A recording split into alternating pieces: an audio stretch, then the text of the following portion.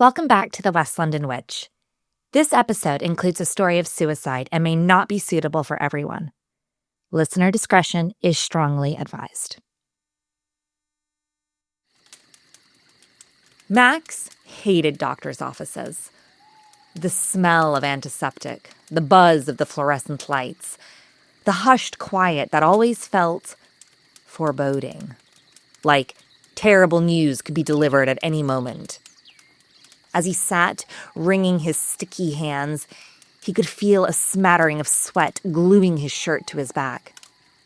It was freezing and the AC was blasting, and that seemed to make him perspire more.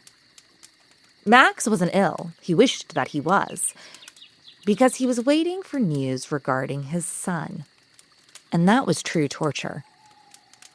Secretly, part of him hoped his son was sick. That would explain his behavior recently.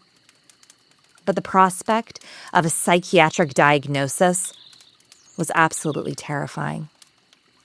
And as a single parent, Max was already drowning. After his wife's sudden passing, he was left to raise their infant son by himself. Milo was a great kid, and Max felt like he really had done well. It hadn't been easy, and it wasn't getting any easier as time went on. But they managed. And after 6 years of solo parenting, he felt like it was time to dip his toe back into the dating pool. He was very casual about it all, very relaxed. But he had been on a few dates that had all ended with an awkward silence and a cringy text about how he didn't feel the spark. It was actually Milo that had led him to meet Rachel. Milo began going through a nightmare phase, waking up after terrible dreams and saying horrible things, like, "The hacked-up man is in my room," or "The hacked-up man told me to watch out." Eventually, the hacked-up man even named himself Mr. Taylor. Max was convinced Milo had watched the Texas Chainsaw Massacre or Nightmare on Elm Street with the babysitter. But both Milo and the sitter swore he had seen no such thing. After weeks of sleepless nights, Max found himself at the local pharmacy, searching for NyQuil, melatonin, scotch, a rubber mallet, anything that would help him and Milo get a full night's sleep. That's where he met Rachel. She was stocking the shelves. Her glossy chestnut hair pulled into a low ponytail at the nape of her neck. She beamed a radiant smile at Max, and the two began to weigh the merits of own brand or designer 1990 tea. Somehow, chat about beryllium tea turned to coffee. And it wasn't long before the two were sharing their life stories over matcha lattes. Soon, the matcha was replaced with sandwiches, then dinner and a movie, all culminating in a romantic weekend away. But Max was hesitant to introduce Rachel to Milo. Milo was really in a bad way. Every night, he described a bloodied and mangled, faceless man materializing in his room. The longer Max and Rachel dated, the more Mr. Taylor, the hacked-up man, seemed to torment the kid. Was it just a phase? Was it an attention-seeking behavior? Max was at a loss. Milo began to say that the hacked-up man was leaving bloody footprints on his floor. He would sit on his bed and cry tears of blood. He would tell Milo that he wasn't safe and his dad was putting him in danger. That's what made Max so upset. Who was this Mr. Taylor, the hacked-up man, scaring his child and critiquing his parenting? Rachel was wonderful and fully understood. She never pushed to meet Milo or rush the relationship. She was a widow herself, so she really did get it. Max had landed on his feet with this one.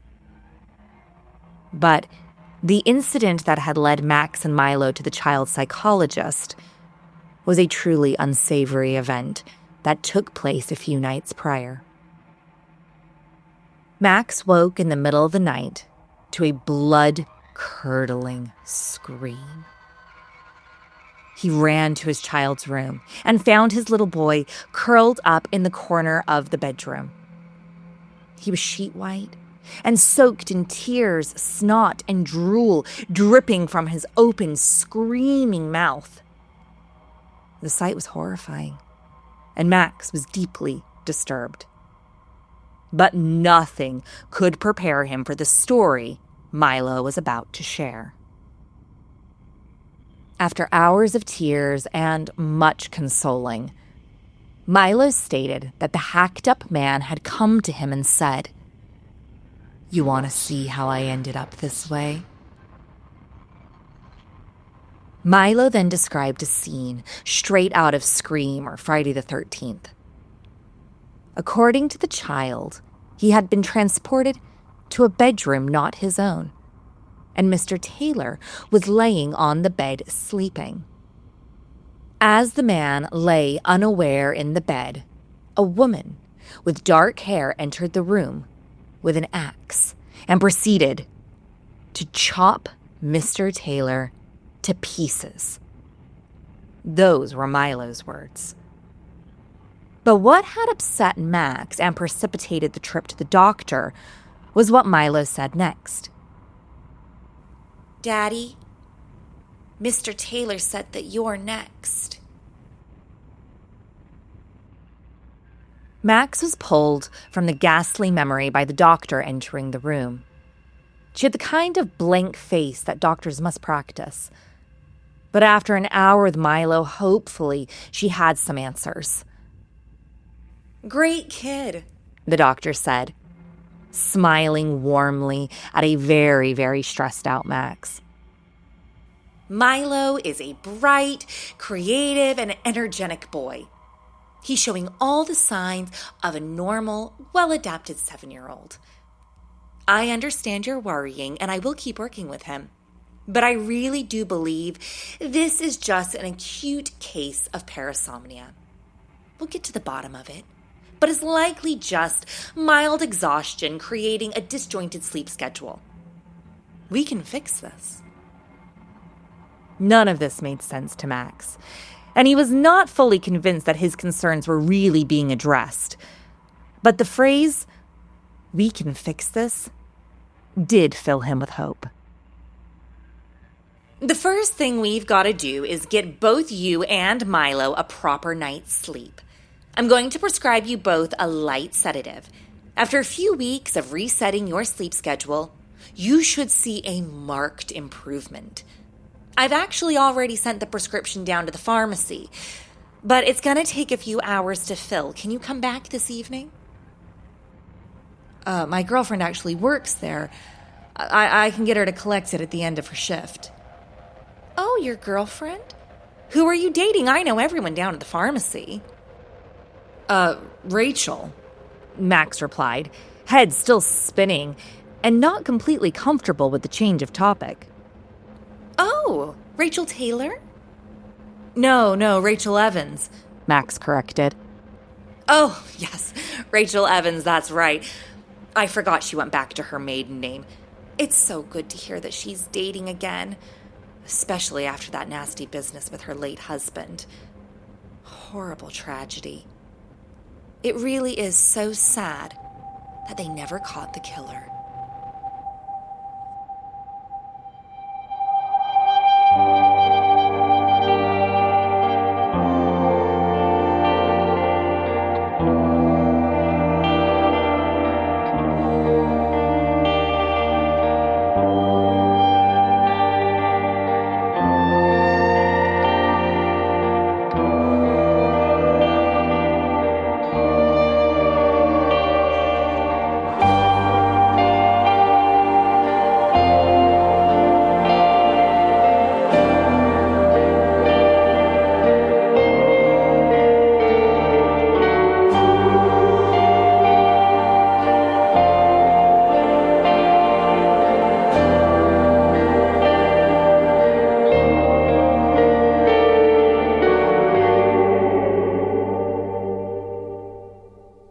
Hey friends, it's Becca.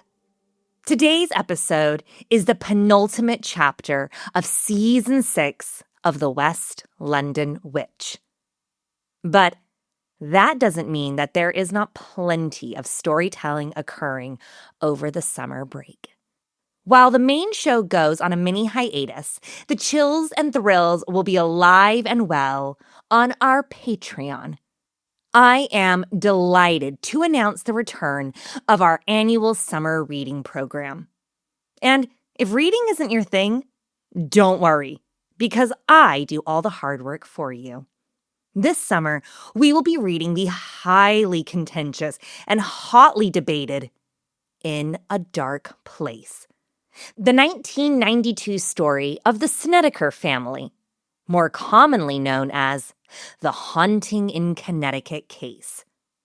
All summer long, I will be reading the book to you, cover to cover, from right here in Cobweb Cottage, pausing along the way to explore the controversies, dig into the facts, and pick apart this truly divisive story.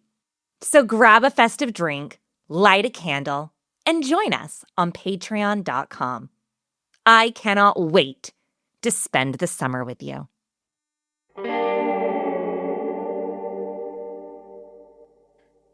Hello and welcome to episode 114 of The West London Witch, a podcast where we share stories about those moments where we find ourselves very much not alone. If you are a longtime listener of The West London Witch, you might have been getting a little anxious that the season is nearly over and we have not had our annual ECPS team up. If you're new to the show, here's a little bit of context. When I first began the podcast back in 2020, it wasn't so easy to get people to agree to come onto the show. Our work with heritage sites, TV shows, and notable paranormal figures had yet to take off. We had no notoriety, and anyone who shared a story with me during that first season was really doing it because they truly valued our work and had a heart full of generosity. That's where Chris and David from the Eastern Connecticut Paranormal Society came in. I reached out to see if they would join me for an episode, and 6 years later, they are the only storytellers to appear on every single season of The West London Witch. I'm proud to say that they are my friends, and I love this yearly tradition. Chris and David are the co-founders of Eastern Connecticut Paranormal Society and are both mediums and highly skilled paranormal investigators. Sadly, in 2023, Chris passed, leaving David to continue the good work of ECPS. They are a team dedicated to ethical, responsible, and grounded investigating. Their motto is simple: find the truth. They do not sensationalize or dramatize their work, and they approach every case with diligence, care, and a healthy dose of skepticism. Their approach is comprehensive, systematic, and their focus is truly centered on looking at every part of a haunting and seeing how all of those pieces fit together. And today's story is a perfect example of that. It won't be the same without Chris's input, but David and I have collaborated to bring the story to life. As always, this episode is for Chris. I'm Rebecca Strazina, and this is The West London Witch. Episode 114, Paranormal Pieces. So today we're going to talk about a case that we did back in 2020 during COVID that took place in Ridgefield, Connecticut. Now, Ridgefield is a wealthier town in Connecticut. It's down in Fairfield County, and it was about 2 hours from us at the time. And we got a call from a mother who said that her 3-year-old son was having night terrors, He was running into their room screaming that there was a monster, and he would point up the attic stairs and say that there was a monster up there. There were additional reports of, hearing footsteps, kind of a lot of the usual paranormal activity that gets reported. But she said that she was a huge horror movie buff and actually doesn't get scared about anything, and she was actually terrified. So she decided to call us and have us come out as soon as possible. ECPS have strict rules when it comes to paranormal activity occurring in a home where children are present. If a kid is involved, that case goes to the top of the queue, and they respond immediately. Within 2 days of the call, the team were ready to go to the property to see how they could help. The family was actually away at the time. Like, they just left for a vacation or something, and they actually let us into their home without ever even meeting us. So there was this huge level of trust between us before we actually ever even met in person. Like, they left the door unlocked for us and everything and was like, go in, investigate, do what you need to do, and get rid of whatever's there. With their marching orders, the team made their way to the Ridgefield home. ECPS at the time was comprised of Chris and David, Ruby the photographer, and investigators Mel and Eli. So we pull down this long driveway, we get to the house, and Ruby and I go inside to do the baseline sweeps. We note that the basement door has 2 locks on it. So we're like, okay, that's interesting. Yeah, I don't know why you need 2, but there they are. So she's taking pictures of the house. So we go down into the basement, and I start getting the presence of a male spirit starts coming forward. Now, this spirit kind of was scary looking, to say the least, and he resembled a dream that I had the night before. This spirit almost had no face. So I literally describe him in my reports as a faceless man. His face was just kind of like, I don't know, melted, mangled. Couldn't really describe it. But I kept getting the name Patrick. Even like prior to coming out there, I received like a spam email literally on my way there from someone named Patrick. Like, it was just like a weird coincidence. And I was just like, why is everything kind of reinforcing this name Patrick? David made note of the faceless man and the name Patrick, and then the pair continued their baseline sweeps, familiarizing themselves with the house until they made their way to the attic. Both of us did not like the attic at all. There was an old mirror up there that just gave off bad vibes. Ruby actually didn't even want to go up into the attic at first. And she's someone who has a psychology background. She's not all that spiritual, I would say. She's definitely more grounded in the here and now and in the sciences. So those were kind of our initial impressions during the baseline. Nothing too crazy, nothing like, oh my God, this feels terrible, this is malevolent. With the reconnaissance session complete and notes updated, Chris and Eli joined the pair, and the 4 investigators began their investigation in the dining room. The normal stuff, we get the spirit box out, we get the audio recordings, and we're just getting like answers here and there. And that same male spirit from the basement now starts coming forward to me. And now he's showing that he's like screaming, but he really is faceless. Like, I can't see a mouth. I'm just hearing these like screams underneath all this facade. We tried to use the name Patrick to see if he confirmed his name or not. And we didn't really get anything. But we did capture what we believe is a couple different screams through the spirit box. So whatever I was getting we seem to be getting confirmation through our devices. Check out these recordings of screams the team captured during the session.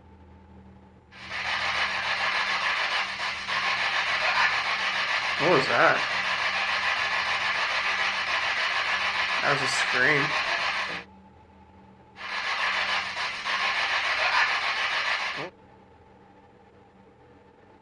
At the same time, a female spirit starts coming forward. She's also screaming, and we're not sure why. They would not communicate with us beyond just basically, simple responses here and there, but nothing that could form a cohesive picture. As this woman is screaming, I keep thinking to myself, oh, she almost sounds like a banshee. And just like Chris and I usually do, we're on the same page, even when we're not talking to each other. He writes down the word banshee on his notepad, literally at the same time. Then, at the end of that session, another male spirit pops through, and he says his name is Nick. At this point, the team were well and truly confused. Who was Nick? Who was Patrick? Why were these people screaming? Why was this man presenting with a mangled and melted face? With more questions than answers, the team wrapped up the first session and prepared to move on. So after that dining room session, Chris goes, I really want to go to the basement. And I'm like, no, I really want to go to the attic. For whatever reason, we both felt compelled to go to separate areas of the house. So we said, all right, you get your way, I get my way. Ruby and I go to the attic. Chris and Eli go to the basement. Now keep in mind, Ruby didn't like the attic. I really didn't either. So when we went up there, she didn't want to have her back to kind of the open area of the attic. So I'm the one who sat at the top of the stairs. During our audio session, the air got really, really dense. It got extremely heavy. It was pitch black, and our eyes would not adjust to the dark for whatever reason. My heart rate was over 100 beats per minute. I was like sweating. I don't know what was happening to me physiologically, but I was definitely having a reaction to something in the environment. Anyone who investigates the paranormal knows what I'm talking about. It just felt oppressive. As David sat in the attic feeling positively dreadful, the faceless, screaming man returned. But this time, he was next to David, screaming directly in his face. Feeling threatened and at risk, David focused on tuning in, continuing meditating, and concentrated on maintaining his composure. And then I hear footsteps coming toward me. So I hear one footstep, and then another, and then another. And each one was literally getting closer to me. I'm sitting in a pitch black attic, feeling oppressed. Eyes are closed, I'm meditating, and I just hear footsteps literally creeping up toward me. The whole time it just felt like there was someone around me. I actually started getting nervous enough where I actually turned my flashlight on because I thought maybe it was an animal. Like, I don't know, maybe a raccoon was in the attic or a squirrel or something, and I'm hearing an animal coming toward me. And that's terrifying in and of itself, right? But there was nothing there. I calmed down as much as I could. I start getting leg pains, and I'm like, all right, I don't know what's happening, but if there's a spirit here, can you knock 3 times? Immediately after that, we didn't hear a knock, but I can hear Chris and Eli making a lot of noise from all the way in the basement, like on the basement stairs. And I hear Chris yell, knock, knock, knock. And I'm like, did I just ask the spirit to knock 3 times? And then Chris comes up the stairs and says, knock, knock, knock. Although David clearly heard Chris, there was no way it could have been him. Because mere moments later, David received a very curious phone call. Hey, we're locked in the basement. I'm like, what are you talking about? He's like, yeah, we need help. We can't get out. So we stopped the session. Ruby and I stopped the session upstairs. We head downstairs, and we look at one of those 2 locks on the outside of the basement door that we noted on our walkthrough was pulled shut. It was locked from the outside. So we unlatched the lock, and we just turn the knob and the door pops right open. So the door was not sticky.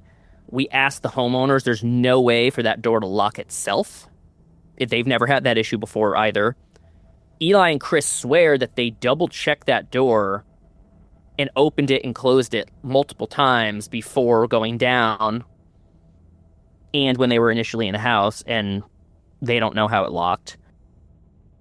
To this day, the team has no idea how Chris and Eli got locked in or why David and Chris were so compelled to head to opposite ends of the home. But something that was there wanted to separate us, we believe. Because I was having a hell of an experience in the attic, and they got nothing in the basement, apparently. But they were locked down there to kind of keep us apart. With that, the first night of investigating came to a close. The team walked away with a lot more questions, no answers, and some odd occurrences. But there were no clear indicators as to why this family were experiencing paranormal activity. We don't really listen to the evidence in real time on cases, so we don't know what we get until after when we review everything. So we start doing some research on the case, and we find out that the road that the clients live on used to be called Railroad Avenue. Apparently, back in 1905, there was the Ridgefield train wreck, and it occurred right down the road from the house. We're not sure if the screaming man is the conductor of that train, William Horan. He apparently died in this train wreck. He was pinned underneath a cab and steamed to death.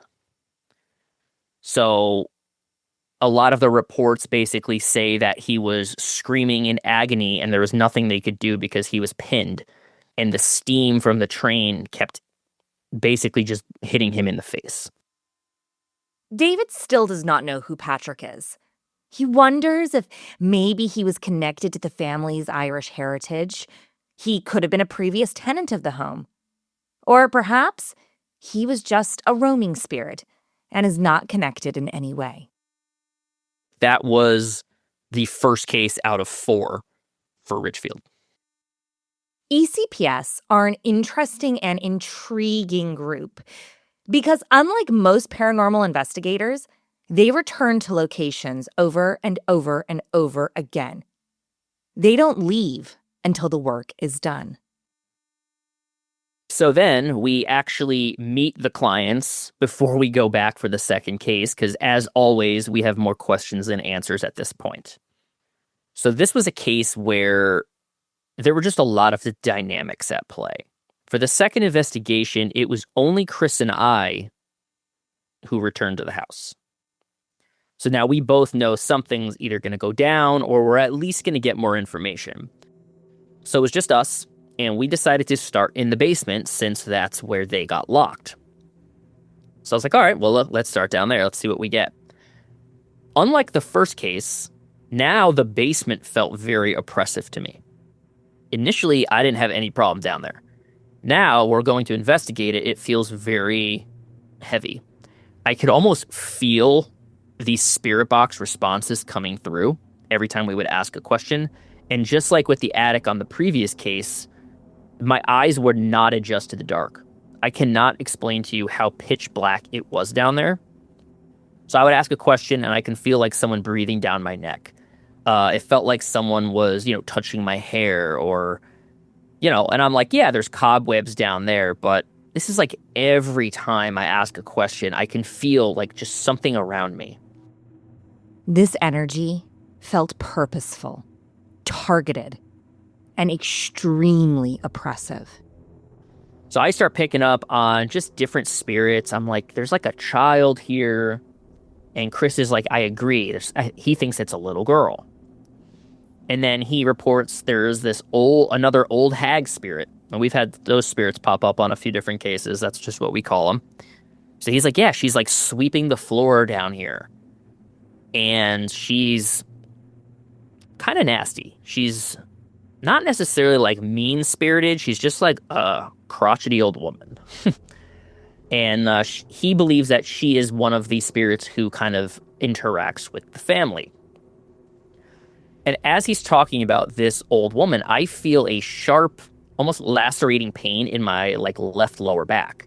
I actually jumped. We actually caught it on camera where I am just standing there, and then I jump forward, and I think I said ow. It hurt.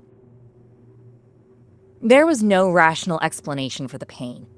Chris was on the opposite side of the basement, and there was nothing near David. But the sensation was clear and cutting. It is one of the few times in ECPS's history where I truly believe something actually interacted with me physically. So, we're trying to make sense of who's there, who, what, why, and Chris says that this little girl keeps coming forward, and he believes her name is Charlotte. We keep hearing something faintly, on the other side of the basement, and we can't make it out. Come to find out, during the evidence review, we actually caught what sounds like a little girl crying, which in retrospect is terrifying because we were down there by ourselves in that pitch black basement, and we just knew something or someone was down there interacting with us. And then we catch this little girl down there seemingly crying. Have a listen to these eerie EVPs of a wailing child Chris and David collected while in the basement.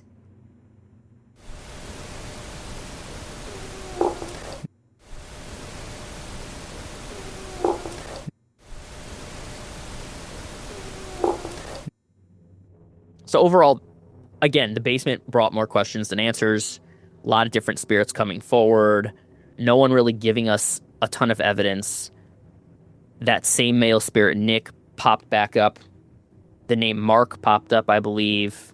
Patrick came forward again. But still, we're like, why are there so many spirits here and what is going on? Investigation number 2 wrapped up, and Chris and David still had zero clarity on what was going on in this family home. We tell the homeowners again, hey, look, we have no idea what's going on. We might have to do a third investigation, change it up. This time we want you to stay with us. So we wanted Mom to hang out with us during the investigation.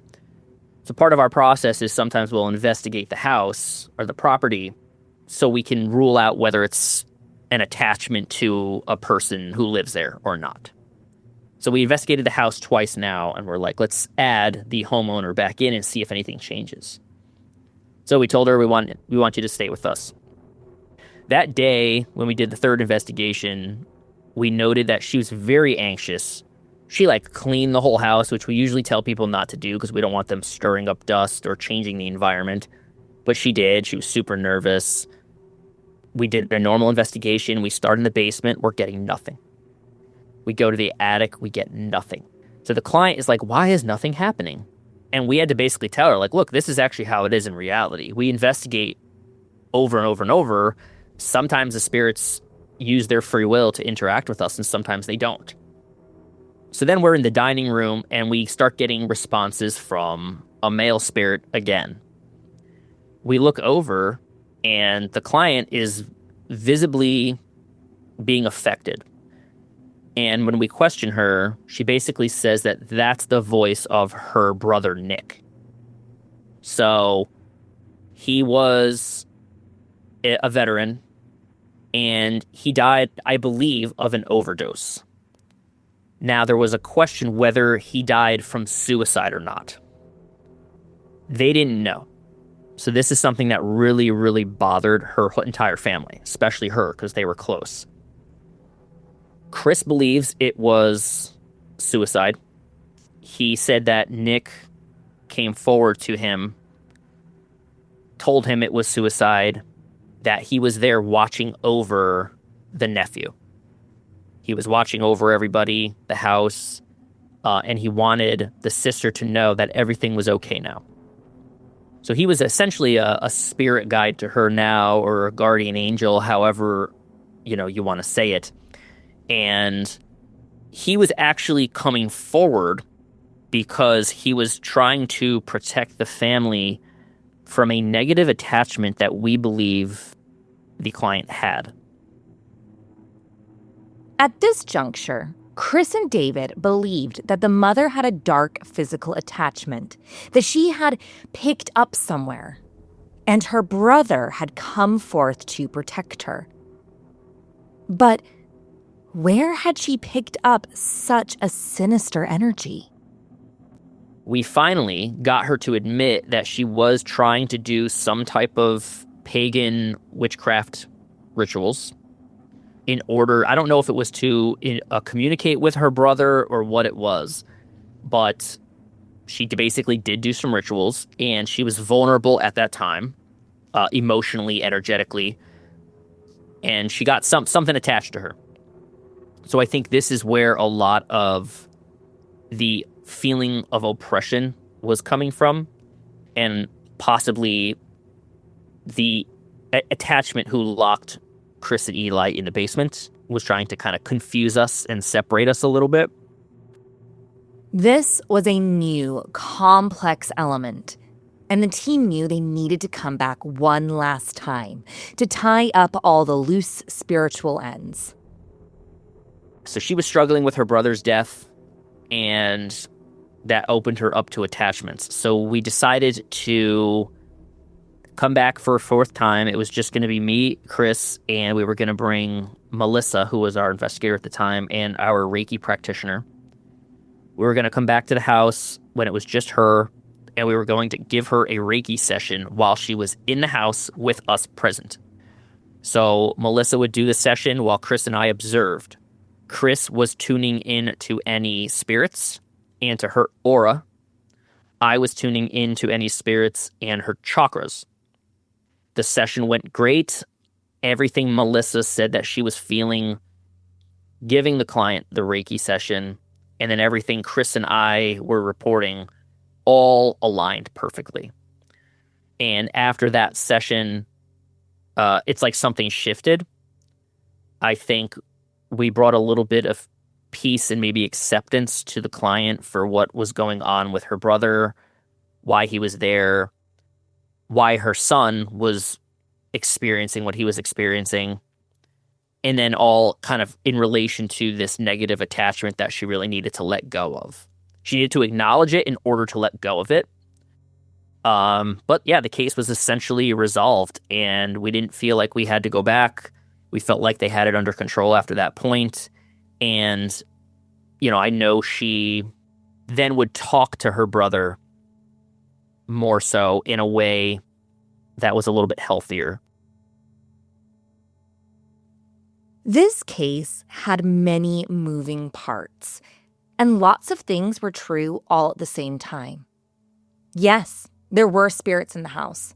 It was haunted by a litany of different and potentially unconnected ghosts. But the most frightening and worrying energy was the one that was personally haunting the mother. Yet, that had also brought forth her deceased brother. Through sifting through all of the complex emotions, this family not only healed their house, but more importantly, their hearts. It really goes to show you, once you kind of dive into the dynamics of a house, of the clients, you start putting all the puzzle pieces together, the answer kind of comes to light. But we're still always left with more questions than answers as well. So, you know, like I said, some of these spirits that came forward, we have no idea who they are. I've always loved Chris and David's approach because it's so holistic. They never walk into a case with confirmation bias. They're not interested in chasing evidence for social media clout and then moving on. They're willing to be wrong, willing to say, I don't know what that was. And that honesty makes their work so refreshing and special. Their focus has always been on the living, not the dead. How can they help people feel safe in their homes?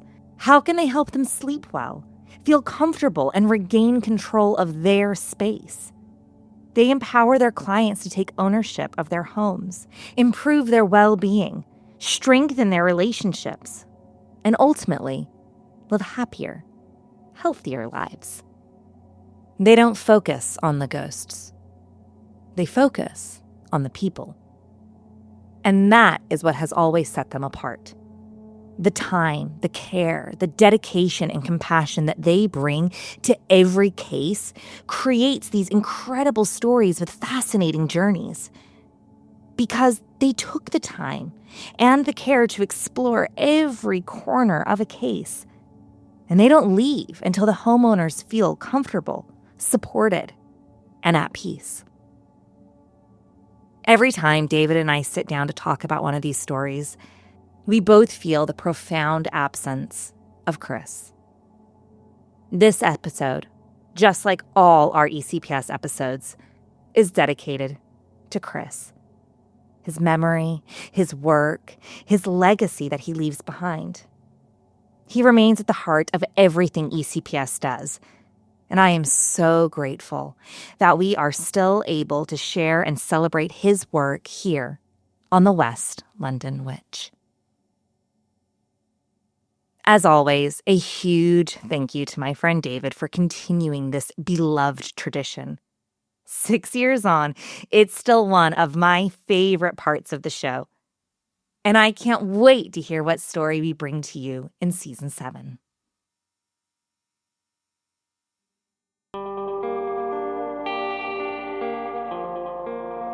Do you have a spooky story you'd like to share?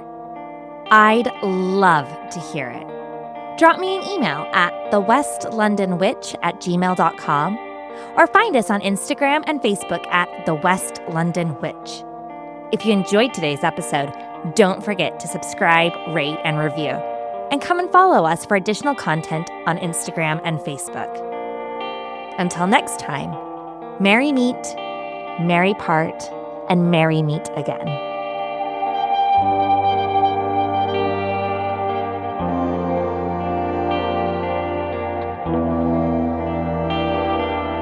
The West London Witch is created by me, Rebecca Strazina. Our sound designer and production magician is the incredible Danny Cross. Our theme music was bespokely written and performed by the wickedly talented Kyle Hall. Our cover art is the beautiful collaboration between Lizzie Wilson and Jake Bowser. Special thanks to Miss Sinead Bowers, our quality control and biggest cheerleader. And thank you to you, all of our listeners all over the world. These are your stories. Thank you for sharing them with us.